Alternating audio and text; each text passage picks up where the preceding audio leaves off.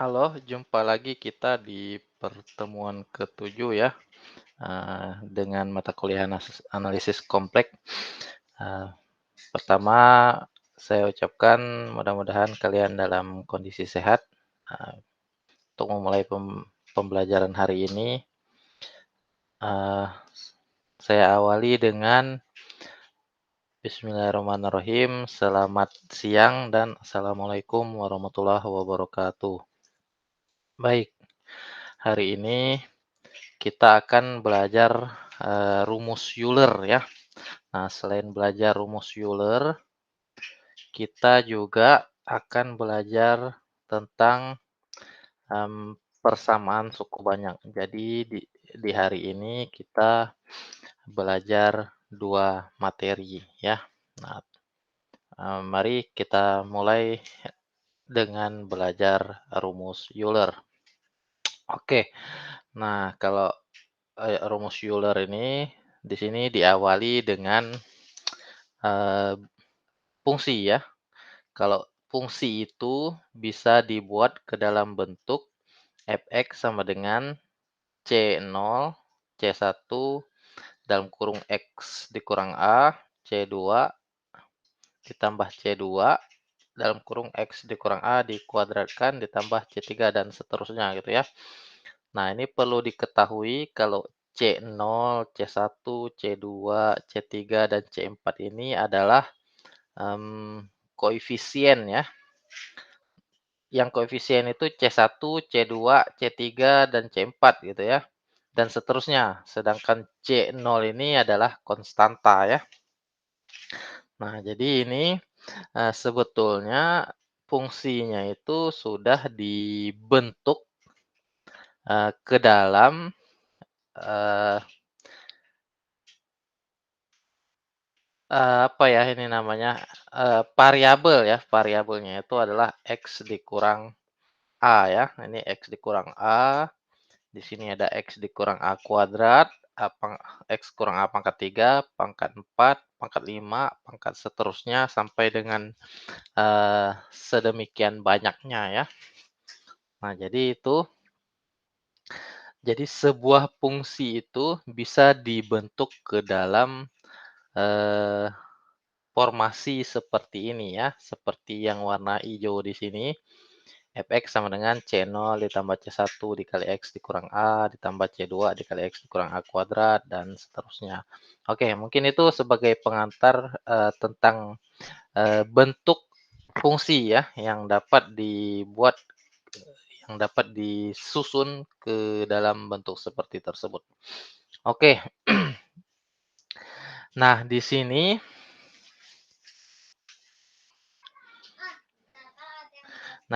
kita bisa turunkan fungsi tersebut.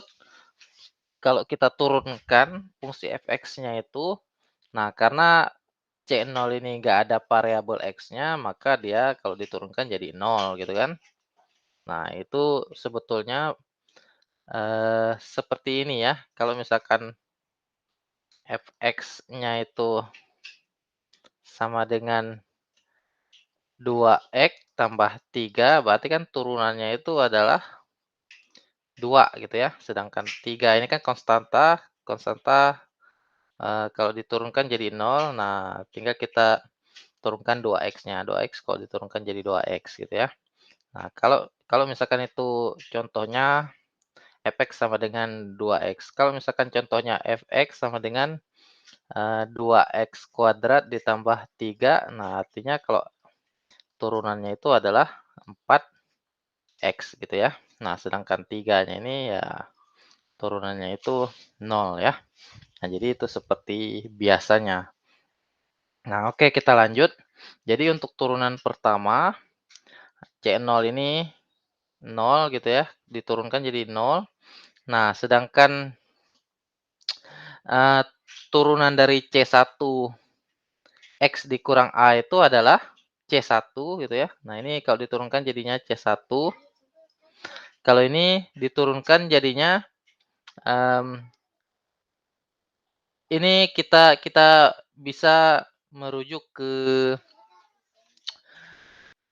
product rule ya, product rule itu mungkin kalian masih ingat U kali V turunannya itu adalah U aksen V ditambah V aksen U, itu ya. Jadi U-nya itu adalah C2, sedangkan V-nya itu adalah X dikurang 2A kuadrat gitu ya. Nah, itu tinggal diikutin dengan menggunakan product rule.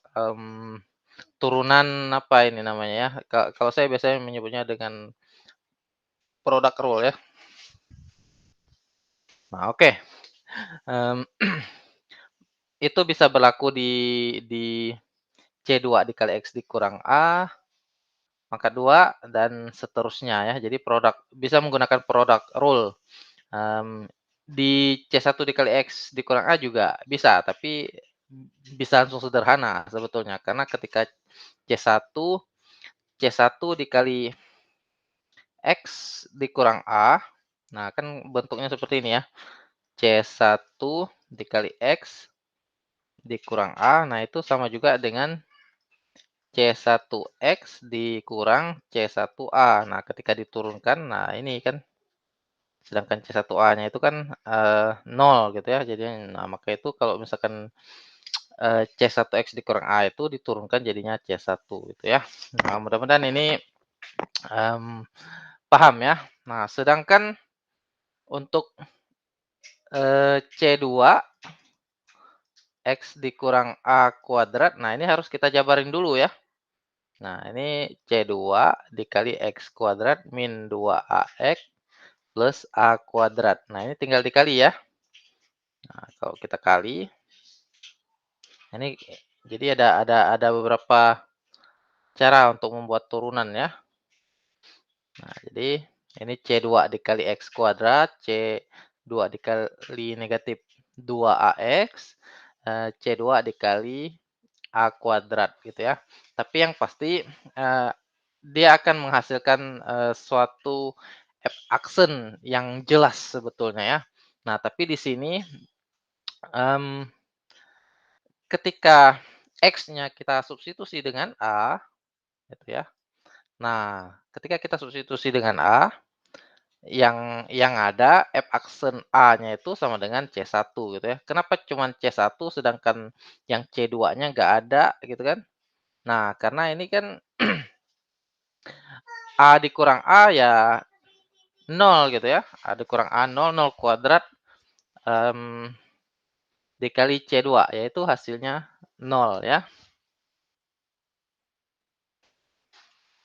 Nah, kemudian setelah turunan pertama, nah hasilnya juga kita kita turunkan lagi gitu ya, turunan keduanya. Nah, kalau turunan keduanya akan, memperoleh F aks F aksen F double aksen X sama dengan, ini kalau kita turunkan panjang ya. Nah, ini kan F aksen X-nya tadi CA gitu ya, CA, C C1 bukan CA, ditambah 2 C2 dari sini ya, langsung kita turunkan 2 C2X ya, terus dikurang 2 C2 AX gitu ya, ditambah C2 A kuadrat gitu ya di sini. Ini tidak apa ya, tidak cukup buat menulisnya ya. Nah, sehingga kalau misalkan kita turunkan,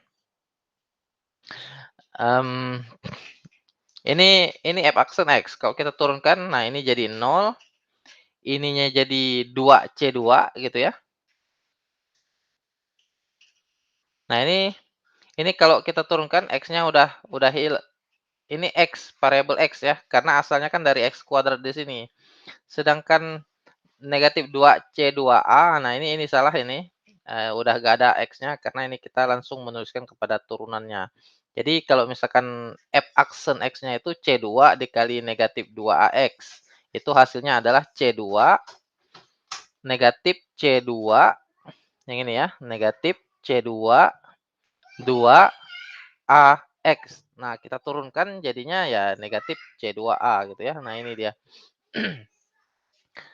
Nah, itu adalah F F aks F aksen X-nya. Nah, sedangkan F double aksennya berarti kita turunkan, yang ini kita turunkan jadi 0 gitu kan. Kalau yang ini karena ada variabel X-nya kita turunkan jadi 2C2. Nah, ini kalau kita turunkan ya 0 gitu ya, karena kan nggak ada variabel X-nya gitu ya. Nah, jadi, silahkan diurai yang warna hijau ini, jadinya apa, kalau misalkan dia panjang uraiannya ya pasti gitu ya. Nah, tapi yang jelas F aksen X-nya itu, akan diperoleh dari Fx dan kemudian ketika kita substitusi X-nya sama dengan A, dia akan menghasilkan C1 saja gitu ya. Kemudian F double aksen X-nya juga ketika F double aksen X-nya itu X kita substitusi dengan A, nah kita akan menghasilkan 2C2. Nah ini tadi ya 2C2. Nah ini sama juga dengan ketika F double aksen A sama dengan 2C2, nah itu artinya C2 sama dengan F double aksen A dibagi 2 gitu ya. 2 ini mungkin bisa dikatakan pindah ruas, gitu ya. Itu jadinya pembagian. Nah terus sampai dengan F triple aksen, turunan keempat dari Fx, turunan kelima dari Fx. Nah, kita akan mendapati, nah ini kalau turun kedua kan 2C2. Nah, kalau turunan ketiganya itu jadinya 3 dikali 2 C3 gitu ya. Nah, di sini, kita bisa tebak kalau misalkan F turunan keempat dari A itu sama dengan 4 dikali 3 dikali 2 C4 gitu ya. Nah, itu hasil dari F, turunan keempat dari FA itu ya. Nah, turunan kelimanya ya tinggal kita ikutin 5 kali 4 kali 3 kali 2 kali C5 gitu kan. Nah, sehingga dari sini kita susun ulang gitu ya. Yang warna hijau ini kita susun ulang. Nah, Fx, nah itu sama dengan Fa, gitu ya. Fx sama dengan Fa. Karena kan, kita substitusi X-nya itu sama dengan A gitu ya. Nah, dia akan menghasilkan ketika kita substitusi X sama dengan A, berarti X-nya sama dengan A dikurang A 0, berarti ini 0 hasilnya, ini juga 0, ini 0. Nah, tinggallah hasilnya itu adalah C C0 gitu ya. C0 itu adalah ya Fa itu sendiri gitu kan. Nah, kemudian, C1 X dikurang A ini, nah ini sama juga dengan F double aksen gitu ya, double aksen. Nah ini Fa itu ya, X dikurang A. Jadi C1 ini kan ini dia, ini. Jadi mengganti konstanta koefisiennya ini ya. Jadi C1 yang diganti itu C0, C2 untuk digantikan dimasukkan ke, fungsi ini ya. Nah jadi kalau misalkan C1 itu, nah F aksen A, ini F aksen A ya, X dikurang A-nya masih tetap ada, sama kan. Nah, sedangkan F F double aksen A, nah ini F double aksen A, X dikurang A masih tetap dikuadratkan sama kan. Nah, jadi yang berubahnya itu adalah C2. C2 itu adalah, nah ini dia C2 itu ya, sama dengan F double aksen A dibagi 2. F double aksen A-nya ini, ya, bagi 2-nya ini, ya. Nah, kenapa di sini muncul 2 faktorial? Nah, tunggu sebentar. Ini sebetulnya kita bisa lihat dari pola ya. Nah, sedangkan C3, nah kita ganti C3 ini masih tetap ya ada di bawah ya. Nah, C3 itu adalah mmm, ini kurang satu ya, F triple aksen ini ya. F triple aksen A dibagi, mmm, 3 faktorial. F triple aksen A bagi 3 faktorial. Nah, sebetulnya di sini kalian bisa lihat, ini kan satu di sini koefisiennya ya, satu, ini 2, 2 itu sebetulnya 2 dikali satu gitu kan.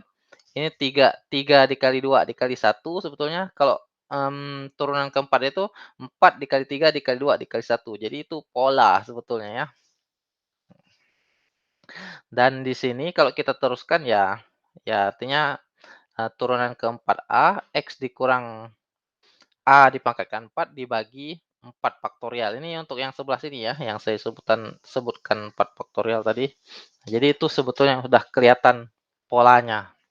Nah, di sini ketika A-nya kita substitusi sama dengan 0, nah ini ya, A-nya sama dengan 0, nah itu kita substitusi ke fx yang ini. Jadi artinya f0 ditambah f aksen 0, x, karena A-nya kan sama dengan 0, berarti tinggal x dikurang 0 ya, x itu sendiri ya. Nah ini f double aksen 0, x kuadrat per 2. Nah, setelah A-nya kita substitusi sama dengan 0 dari, fungsi yang di atasnya ini, inilah, yang disebut dengan, polinom Maclaurin, ya. Nah itu, asal mula dari polinom Maclaurin. Kenapa kita akan menggunakan polinom Maclaurin ini? Ya karena memang, rumus Euler itu bisa dimulai dari polinom Maclaurin ini. Oke, kita lanjutkan, ingat ya, itu ada polinom Maclaurin. Oke, ini kita lanjutkan ke slide yang berikutnya. Ini polinom Maclaurin masih tetap sama dengan, slide sebelumnya, ini polinom Maclaurin-nya ya. Nah, oke. Kita kita tahu bahwa sin X itu adalah fungsi ya. Jadi fx sama dengan sin X, itu fungsi ya. Nah, dengan menggunakan polinom Maclaurin ini, nah, kita bisa tahu, ketika X-nya itu sama dengan 0, hasilnya berapa gitu ya, dengan menggunakan Maclaurin, polinom Maclaurin ini. Ketika X-nya sama dengan, 30 derajat maksudnya ya.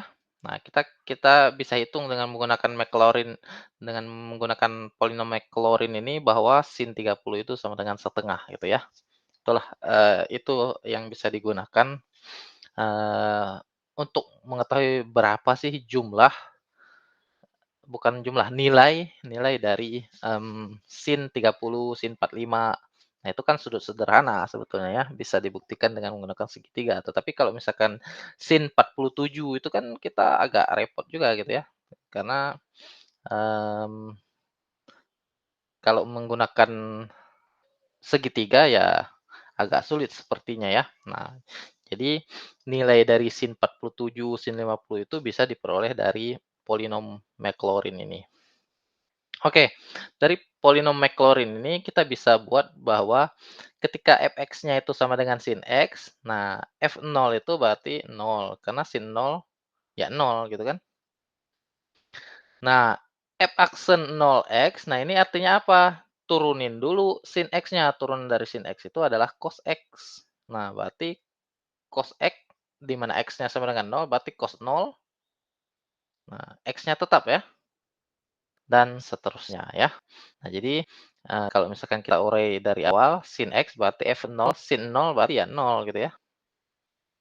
Nah, kemudian F aksen 0 berarti turunan pertama dari sin X, cos X berarti cos 0 gitu ya, karena X-nya sama dengan 0. Kemudian, turunan kedua ya berarti cos 0 ini kita turunkan lagi, negatif sin 0 gitu ya hasilnya. Turunan selanjutnya ya turunin lagi ini negatif sin 0 itu, ya sin turunannya cos, berarti negatif cos gitu ya, makanya di sini negatif cos 0. Nah, turunin lagi kalau misalkan untuk turunan yang keempat, turunin lagi negatif cos 0 itu. Jadi sama dengan cos itu kan turunannya min sin, negatif ketemu negatif. Nah, jadi positif, berarti sin 0 gitu ya, sin 0 di sini,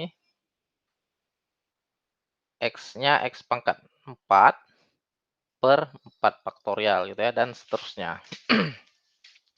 Nah, dari uraian tersebut, kita bisa lihat bahwa sin X ini masih sama ya dengan di atas.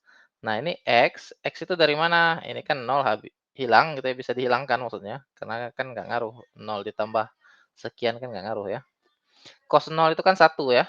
Nah, 1 dikali X. Nah, jadi 1X itu ya. Nah, ini sin 0, 0, berarti ini habis gitu ya, ini jadinya habis. Nah, sin 0 kan 0. Ini 0. Ini cos 0 itu 1 dikali negatif satu berarti negatif X pangkat 3 per 3 faktorial. Nah, ini jadinya. Nah, ini dia negatif X pangkat 3, 3 faktorial gitu ya. Dan seterusnya ya, kalau kita teruskan pasti ini, polanya kelihatan ya. Nih coba kalian lihat, X, negatif X pangkat 3, 3 faktorial, bagi 3 faktorial maksudnya, tambah, nah, X pangkat 5 bagi 5 faktorial, dikurang X pangkat 7, 7 faktorial. Nah, di sini udah kelihatan polanya. Kalian bisa lihat ini negatif, positif, negatif, positif. Itu bergantian ya. Nah, berarti ini setelah X pangkat 5, X pangkat 7, berarti di sini X pangkat 9 dibagi 9 faktorial gitu ya, dan seterusnya. Nah, itu pola sebetulnya. Kan menarik ya kalau belajar matematika tentang pola itu. Oke, dari sin X kita juga bisa memperoleh tentang, cos X-nya ya. Jadi sama prosesnya dengan yang sin X tadi. Jadi di sini adalah, cos X, fx-nya itu adalah cos X ya. Jadi ini ke sini ya. Fx-nya itu adalah cos X, berarti F0 berarti cos 0 itu ya 1 gitu ya. Sama prosesnya dengan yang sin X. Kemudian turunan pertama dari cos itu min sin. Nah, ini dia min sin 0 gitu ya. Nah, turunan kedua dari min sin ya min cos ya, dan seterusnya ya. Ini 1 masih tetap. Sin 0 itu 0 ya, 0 dikali X ya 0. Ini 0 jadinya. Nah, cos 0 itu kan 1, negatif 1 berarti ini negatif 1 X kuadrat 2 faktorial. Nah, ini jadinya ya. Nah, ini sin 0 ya 0 kan. Nah, kemudian yang X pangkat 4-nya lagi, nah, hasilnya ini. Nah, ini sama dengan, pola yang sin tadi, negatif, positif, ini dan seterusnya maksudnya ya. Nah, ini masih banyak, terusannya. Oke, ini bisa kita lihat bahwa di sini adalah plus gitu ya. Nah, ini kalian lihat pangkatnya, X pangkat 2, X pangkat 4, X pangkat 6, berarti ini kita bisa tebak bahwa X pangkat 8 ya, dibagi berapa? 8 faktorial dan seterusnya. Ini berarti setelah ini kurang gitu ya. Jadi, itu proses, kalau kita lihat dari sin X dan cos X. Nah, ini ya. Ini dari mana? 1 ditambah X kuadrat 2 faktorial tambah X pangkat 3, 3 faktorial. Ini hasil dari ini ya. Ini polinom Maclaurin tadi ya. Nah, ini juga diketahui ada di buku sebetulnya. Tinggal pakai, tapi kita harus tahu dari mana asalnya. Jadi fx itu sama dengan, mmm, kita bisa mencari uraian ini ketika fx sama dengan e pangkat x gitu ya. Nah, kita bisa cari uraian dari e pangkat x itu dengan menggunakan polinom Maclaurin, kita peroleh bahwa e pangkat x itu sama dengan 1 ditambah x kuadrat per 2 faktorial dan seterusnya gitu ya. Nah, dari sini ternyata kita bisa lihat bahwa kalau misalkan dia, mmm, E pangkat I theta, nah ini hasilnya ya. Jadi 1 ditambah I theta dikurang, mmm, apa ini, theta kuadrat dibagi 2 2 2 apa ini, 2 faktorial ya. Nah, itu sebetulnya karena dari sini ya. Nah, I theta sama dengan cos theta ditambah I sin theta. Jadi I sin theta ini ya, ini ada sinnya, ini ada cosnya ya. Nah, itu dia. Nah, karena kita bisa melihat dari uraian, E pangkat X ini, sehingga diperolehlah kalau E pangkat I theta itu sama dengan 1 ditambah I theta dan seterusnya ya. Ya, karena melihat dari, sin X dan cos X ini ya, dengan kita substitusikan bahwa, X itu adalah I theta gitu ya. Nah, ini X itu I theta. X kuadrat berarti I theta dikuadratkan, I dikuadratkan itu kan negatif 1 ya. Nah, ini makanya di sini negatif, tetanya kuadrat gitu ya. Nah, oke. Dan kemudian ini X pangkat 3 berarti yang dipangkatkan 3 adalah I theta pangkat 3. I pangkat 3 itu negatif I ya. Nah, jadi theta pangkat 3 dan seterusnya ya. Nah, itu bisa kita ambil, ternyata rumus-rumusnya itu, ketika kita pisahkan antara satu, terus yang kuadratnya ini ya, terus yang X pangkat 4-nya, nah itu adalah sama dengan ini ya, satu yang pangkat 2 yang pangkat 4. Nah, kita bisa perhatikan di sini, satu negatif yang pangkat 2 positif yang pangkat 4. Nah, itu sebetulnya sama dengan cos X ya, satu negatif pangkat 2 plus pangkat 4. Nah, ini nanti pasti akan negatif nih yang pangkat 6. Sedangkan yang keduanya itu adalah I theta, gitu ya, I theta-nya dari X ya, ini kalian bisa lihat polanya. Nah, ini negatif, yang pangkat 3-nya itu negatif. Nah, ini dia, yang pangkat 5-nya juga positif nanti ya. Nah, itu kalian bisa lihat di situ pola-polanya, sehingga menghasilkan E pangkat I theta itu sama dengan cos theta ditambah I sin theta gitu ya.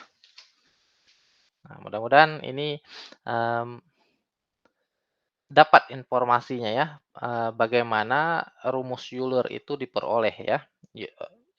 Rumus Euler itu, ya ini dia, ini ya, E pangkat I theta sama dengan cos theta ditambah I sin theta gitu ya. Nah, itu penurunannya dari polinom Maclaurin. Oke, ini, tentang rumus Euler dan selanjutnya, nah ini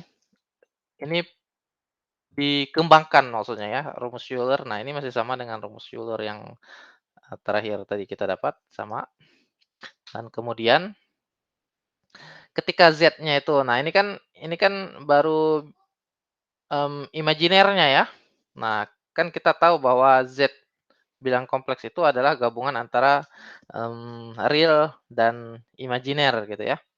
Nah, jadi ketika E pangkat Z, nah itu sama juga dengan E pangkat X ditambah IY. Nah, ini, sifat-sifat eksponen masih sama ya, karena kalau dia jumlah jadinya kali. Nah, ini sama juga dengan E pangkat X masih tetap, sedangkan E pangkat IY, nah ini ya, ngambil dari sini ya, turun, tinggal tinggal, tetanya kita ganti dengan Y. Nah, udah itu ketika, ada unsur realnya ya. Oke, di sini kita lanjut ke teorema de Moivre. Nah, kalau teorema de Moivre itu kan ada pangkat n-nya ya. Nah, pangkat n, nah ini masih tetap ada di, Euler ya, nih. Nah, tinggal dipangkatkan n. Nah, ini menggunakan, sifat eksponen sebetulnya ya. Nah, itu sama saja. Oke, mungkin ini yang, mmm, saya sampaikan di materi rumus Euler ini.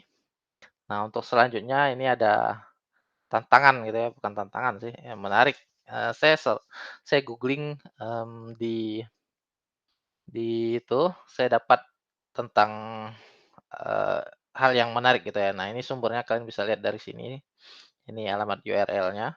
Nah, di situ di URL ini dikatakan, nah ini namanya lingkaran satuan ya. Nah, kenapa dikatakan lingkaran satuan?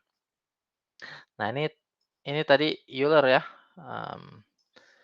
E pangkat IX sama dengan cos X ditambah I sin X gitu ya. Ketika X-nya sama dengan nol, nah berarti dia di sini X-nya, ini ya, ini segitiganya ya. Ini X-nya itu adalah sudutnya nol, berarti cos nol satu ya. Nah, maka itu satu. Sin nol ya nol, nol kali I ya nol gitu. Makanya titiknya itu sama dengan, 1,0 ya. Nah, kemudian kita ambil contoh lain misalkan, kalau X-nya 90, cos 90 itu nol.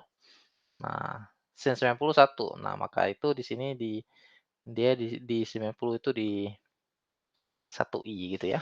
Nah, jadi ketika, theta, di sini X, ketika X-nya itu berputar sejauh 360 derajat, dia akan membentuk, lingkaran satuan. Itu ceritanya ya. Nah, tapi ada hal yang menarik di sini, ini penalaran katanya. Ini ada kaitannya dengan rumus Euler dan teorema de Moivre ya. Nah, ini rumus Euler, E pangkat 2 I theta, cos 2 theta, tambah I sin 2 theta. Nah, ketika tetanya disubstitusikan dengan pi gitu ya, berarti 2pi tambah I sin 2pi. Nah, ini 2pi itu 2 dikali 180, 360 berarti ya. Berarti cos 360 ya 1 ya. 1 sin 360 itu 0 ya. 0 dikali I ya 0. Nah, berarti E pangkat 2 I pi itu sama dengan 1 gitu ya. Asalnya dari cos 2 pi ini. Nah, ketika dia dileunkan, nah berarti len yang ini ya, sama-sama dileun, di logaritmakan. Jadi ruas kiri di logaritmakan, ruas kanan juga di logaritmakan. Sama kan? Setara sebetulnya. Karena sama-sama di logaritmakan. Nah, dengan menggunakan sifat-sifat logaritma, biasanya pangkat turun jadi koefisien ya. Nah, oleh oleh karena itu ini sebetulnya bisa ditulis dengan 2 I pi ln E gitu ya, sama dengan ln 1 ini E. Nah, ln itu apa sih sebetulnya? Ln itu sama juga dengan E log gitu ya. Nah, karena di sini E berarti di sini E. Jadi E log E ya, E log E itu 1 ya. Nah, maka dari itu 1 dikali 2 IP. Nah, ini hasilnya 2 IP gitu ya. Nah, kalau ln 1 masih tetap sama ya di sini. Nah, gitu. Nah, kemudian diproses sama dia. 2 IP sama dengan ln 1. Ln 1 itu kan sama dengan 0. Nah, ini ya 2 IP sama dengan ln 1. Ln 1 0. Jadi 2 IP sama dengan 0. Nah, padahal pi itu kan 180 ya. I itu imajiner, akar negatif 1 dikali 2. Harusnya tidak sama dengan 0 dong, sedangkan ini ternyata hasil akhirnya sama dengan 0 gitu ya.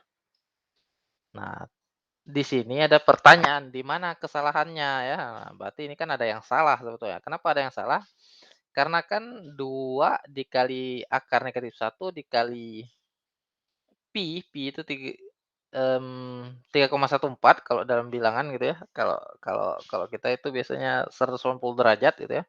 Nah, ini kan, bukan pembentuk nol gitu ya. Nah, tapi mengapa hasilnya ini sama dengan nol. Nah, itulah yang menjadi, bahan untuk bernalar di sini ya. Nah, jadi yang dicari itu adalah di mana kesalahannya gitu. Ya karena memang salah gitu, karena kalau kita turunkan dari atas ya kalau kita lihat step per step ini betul gitu ya, tapi ternyata hasilnya kok, tidak sering sama dengan gitu ya. Itu maksud dari penalaran di sini. Jadi silahkan dipikirkan, tentang, di mana posisi kesalahannya ya. Jadi saya pikir ini ketika saya googling kemarin, oh ini menarik juga. Jadi lumayan ini buat buat apa ya, buat bahan untuk perkuliahan. Nah, jadi mencari di mana posisi kesalahannya ya. Oke, mungkin itu, yang saya sampaikan terkait dengan rumus Euler. Nah, karena selanjutnya kita akan ke persamaan suku banyak. Nah, oke, kita mulai ke persamaan suku banyak. Nah, persamaan suku banyak, ya yang namanya persamaan berarti dia ada sama dengan 0 gitu ya. Kalau nggak sama dengan 0 ya bisa sama dengan yang lain. Contohnya misalkan gini, x kuadrat plus 2x sama dengan 5. Nah, ini kan persamaan. Karena 5 ini kan bisa kita proses sebetulnya mm, negatif 5 sama dengan 0 gitu kan. Nah, itu persamaan sebetulnya ya. Oke, persamaan itu bisa dibentuk-bentuk umumnya itu kita buat ke dalam A0, Z pangkat N. A ini koefisien, Z pangkat N ini adalah, variabel ya. Nah, ini contohnya sama seperti ini, X kuadrat. Nah, berarti koefisiennya 1 gitu ya, A0-nya 1, X kuadratnya ini variabel gitu kan. Nah, jadi saya pikir itu sudah tidak aneh karena kalian sudah belajar di analisis, eee, dengan domainnya itu adalah bilangan real. Nah, dari persamaan dalam bentuk seperti ini, nah kita bisa buatkan ke dalam bentuk, perkalian ya. Nah, jadi A0 dikali Z dikurang Z1, Z dikurang Z2, sampai dengan Z dikurang Zn. Nah, itu sama dengan 0. Jadi kita bisa bisa apa ya, Nah, contohnya misalkan X X kuadrat,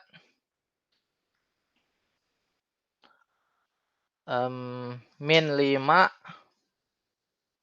plus 4X gitu ya, sama dengan 0. Nah, ini dari persamaan ini kita bisa buat ke dalam, faktor-faktornya ya, X plus 5, X min 1 gitu ya. Nah, jadi maksud dari, baris kedua yang ada di sini, nah itu sebetulnya difaktorkan difaktorkan ya, seperti yang ini tadi ya. Nah, itu maksudnya.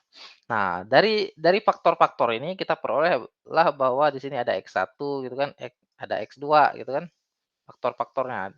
Di, bilangan kompleks juga sama.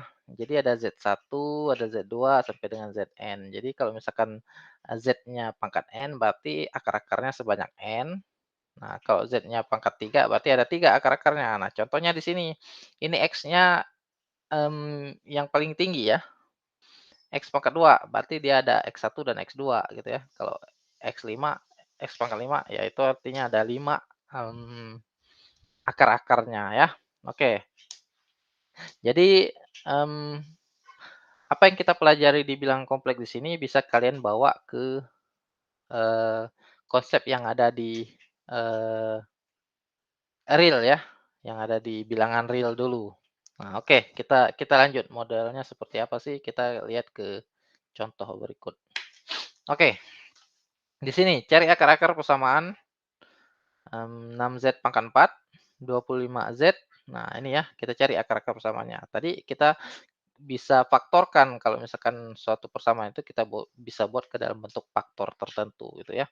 Pertama langkahnya ya kalau bisa kita faktorkan ya kita faktorkan gitu kan. Karena di sini 6Z pangkat 4 berarti kita bisa faktorkan dia dengan Z pangkat 2, Z pangkat 2 gitu ya. Nah, tinggal kita cari 6 itu hasil perkalian dari apa?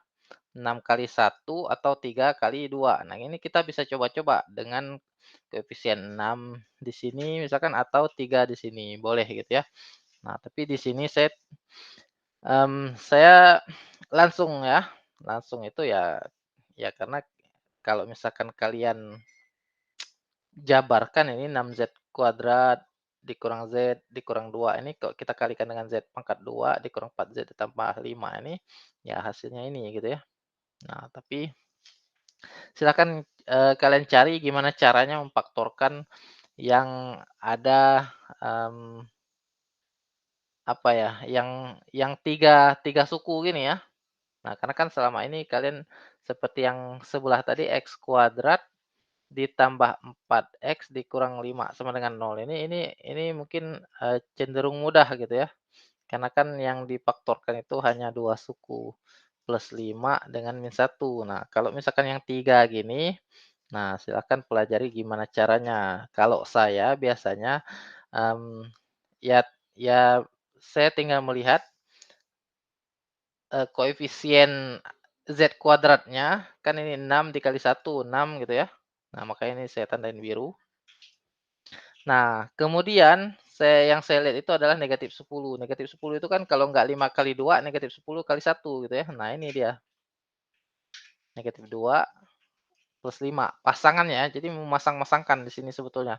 Dan kemudian kayak, yang jadi fokus selanjutnya adalah gimana caranya, ini kan kita milih sebetulnya negatif 2 ini posisinya di mana, 5 di mana, atau di sini mungkin saja negatif 10 dengan 1 gitu kan, atau 10 dengan negatif 1 kan bisa aja gitu ya. Tapi yang pasti kita harus memikirkan suku yang tengah ini, plus 32 ini kalau misalkan kita kita uraikan, nah itu akan memperoleh positif 32 gitu ya. Nah, positif 32 ini kita bisa lihat hasilnya dari mana, ya dari Z kuadrat dikali negatif 2, 6Z kuadrat dikali 5. Terus kan itu, 28Z gitu kan. Nah, yang lainnya kemana ya? Yang lainnya kan bisa dari negatif Z dikali negatif 4Z. Nah, itu adalah positif 4Z kuadrat. Sehingga hasil akhir, kalau dijumlah-jumlahkan suku Z kuadratnya itu hasilnya itu adalah, 32 gitu ya. Nah, oke, eee, saya pikir itu cara yang biasa saya lakukan untuk memfaktorkan ketika melihat ada yang 3 suku seperti ini ya. Nah, selanjutnya karena ini perkalian, nah itu artinya 6Z kuadrat dikurang Z dikurang 2 ini bisa sama dengan nol dan faktor yang lainnya juga bisa sama dengan nol. Nah, selanjutnya ya tinggal kita faktorkan terus sampai kita memperoleh, Z1, Z2, sampai Z4 berapa. Nah, ini kita faktorkan, ya ini udah karena udah lebih sederhana ya mungkin lebih mudah gitu ya. Nah, ini kita faktorkan jadi 3Z dikurang 2, 2Z ditambah 1 gitu ya. Nah, ini sehingga diperolehlah Z1 sama dengan 2/3 ya. Sedangkan Z2 itu sama dengan negatif setengah. Kalau ini tidak bisa kita faktorkan. Nah, kalau dia tidak bisa difaktorkan ya opsi lainnya dengan menggunakan rumus ABC. A-nya berapa? A-nya itu adalah 1, B-nya itu adalah negatif 4, dan C-nya itu adalah 5. Tinggal gunakan rumus ABC sehingga kita memperoleh Z3 dan Z4. Nah, Z3-nya ini 2 negatif I dan Z4-nya itu adalah 2 positif I gitu ya. Nah, mungkin itu akar-akar persamaan bilangan kompleks gitu ya. Jadi prosesnya masih sama dengan yang ada pada bilangan real. Jadi bisa dengan faktorisasi, bisa juga dengan rumus ABC. Oke, mungkin itu yang saya sampaikan. Terima kasih atas perhatiannya. Mudah-mudahan pembelajaran hari ini bermanfaat. Terima kasih. Saya ucapkan akhir kata, Assalamualaikum warahmatullahi wabarakatuh.